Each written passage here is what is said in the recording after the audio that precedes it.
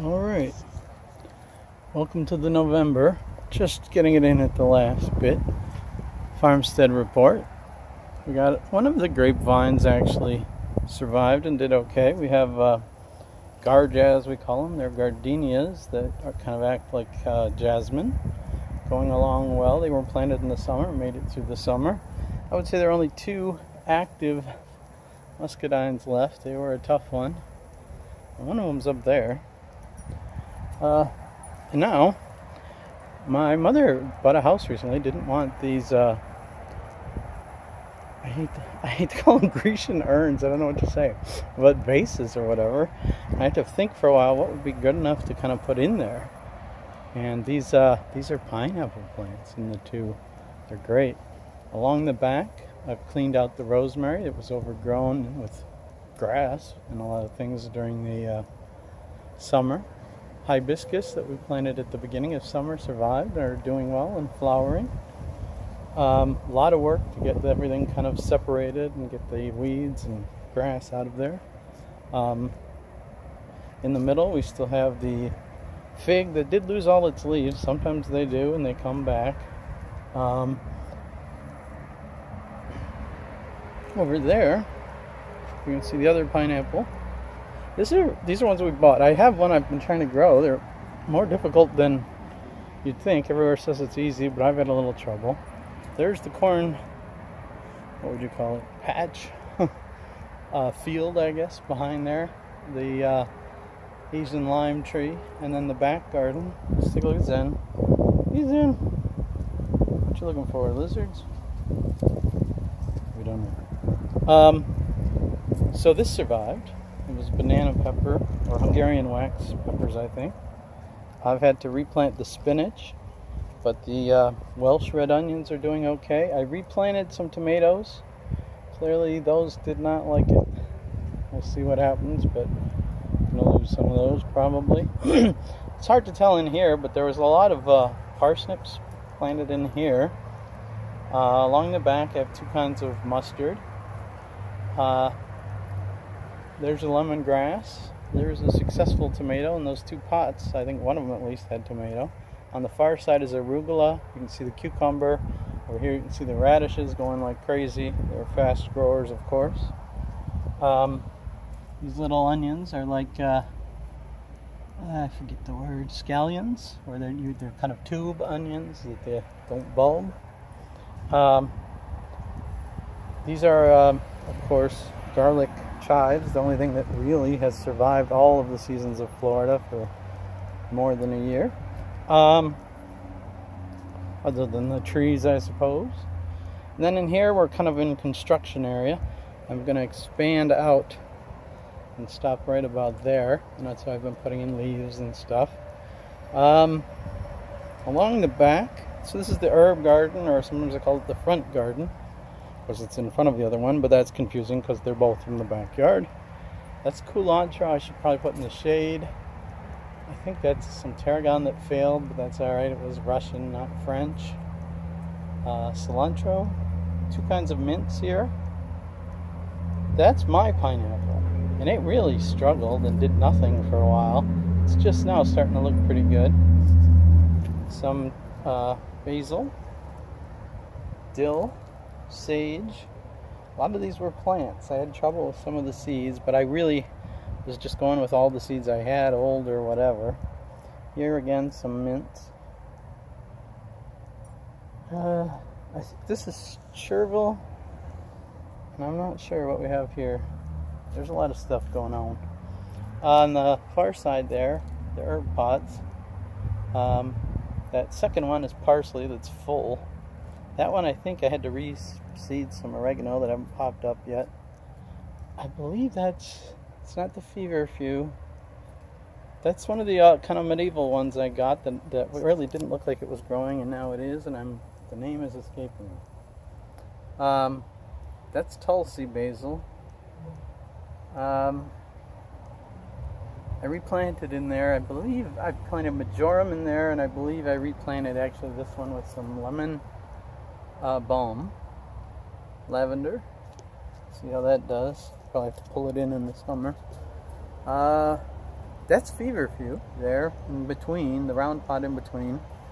And it is growing. Some of them didn't look like they were growing. A number of them failed. The unusual ones that, I guess you would expect to be a little harder to grow. But that one's there. That feverfew is kind of the aspirin of the Middle Ages, people say. That is chicory, the one that looks like dandelion leaves, because they are related. Chicory, they've made coffee out of at tough times around the world. That long one there on the end. This is a different view of the passion fruit. That's a new one. The one that we had in the summer that almost produced the fruit for us and grew like crazy. Just couldn't make it through the summer. You can also see our blueberries, and then this giant cactus we're going to have removed. You really can't deal with it. Now this guy, let's see if I can zoom in on this guy, or I'll go around to him. It's hard to see the screen, to be honest with you. I'll just go over there. But that is an agave. Let's go over there. This is galangal for the root. Is used like ginger and Thai curry. This is the fig growing, the one that did not lose its leaves in the summer, and it's going just fine. That is the peach tree that only recently have we figured out that you need to kind of give it some acid in the soil, and it's suddenly about 2 feet taller maybe in the last year. It's not growing at the trunk. It's going on these large branches. So if those would thicken up, I'll have to thin some of that. This is tamarind. Either you know what tamarind is or you do not. Let's see. This is the poinsettia my mother-in-law got for Christmas. That's a ficus. Some lemongrass on the table, a daisy where the flower's fading, but I think we can keep the plant going. Green barrel. This is a great thing to have. And I managed to hook it up there.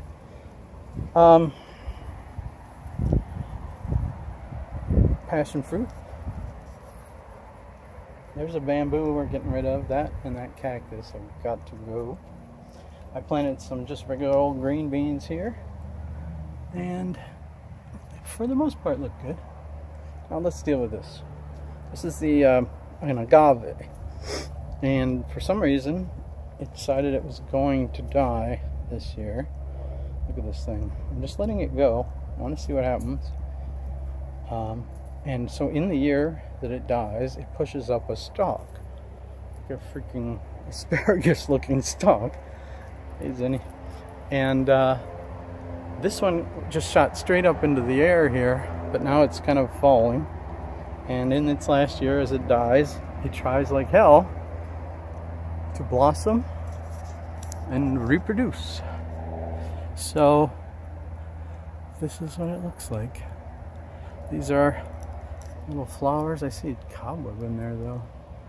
I guess they're flowers. Some of them were whiter earlier, but they're kind of turning into little leaves. But anyway, it thinks, oh, what's up there? Those black berries. I don't know. They must have fruited with the flowers and then produced these berries that are probably full of seeds, and they're probably not properly called berries. There's a flower. There were a ton of these a little bit ago. And then these berries. So it's trying to pass along its genes and all. More power to it, but I just wanted to see the process. What's a beef within my face there? Various experiments with cactus along there. That middle one's a dragon fruit.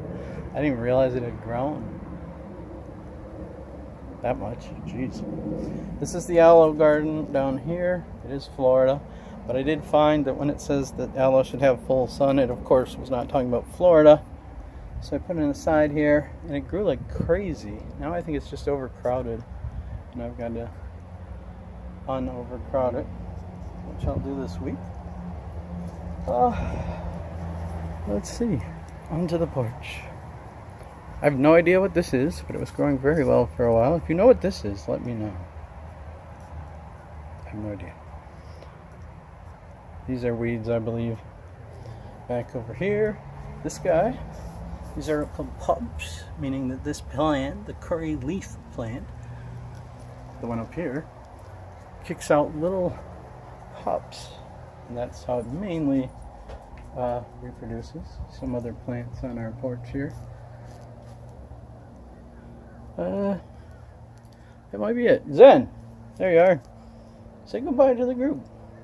We're gonna wrap it up.